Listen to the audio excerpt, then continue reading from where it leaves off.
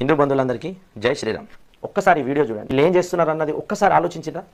కొద్ది రోజుల నుంచి వెళ్ళి ప్రతి ఒక్క హిందువుకి మెయిల్స్ చేయండి అని ఎన్నో మెసేజ్లు వస్తున్నాయి. ఒక్కసారి నా మెసేజ్ ఓపెన్ చేసి ఎందుకు మెయిల్ చేయాలని చెప్పి ఆలోచిస్తున్నారా? కాంగ్రెస్ ప్రభుత్వం మన హిందువుల మీద హిందువులని అణచివేయడానికి ఎన్నో నిర్ణయాలు తీసుకున్న దాంట్లో ఇదొకటి.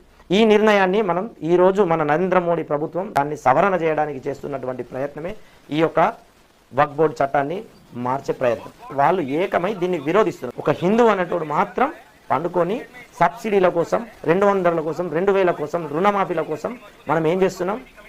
ఎలాంటిది పట్టించుకుంటలేం. దయచేసి హిందూ బంధువులారా, ఈ వక్ఫ్ బోర్డు చట్టం అసలు ఏంది దీని కథ ఏంది, ఇది దయచేసి తెలుసుకోండి. మీకు ఏదైతే మెసేజ్ వస్తుందో ఆ మెసేజ్ని ఖచ్చితంగా చూసి దయచేసి మెయిల్స్ చేయండి. 13వ తారీఖు వరకు మాత్రమే ఉంది, ఇంకా 2 రోజులు మాత్రమే ఉంది. దయచేసి ఆ 2 రోజులలో మీకు ఒకవేళ తెలియకపోతే యూట్యూబ్ ఓపెన్ చేసి వక్ఫ్ బోర్డు గురించి తెలుసుకొని మెయిల్ చేయాలని చెప్పేసి కోరుకుంటున్నాం. జై శ్రీరామ్. వినాయక చవితి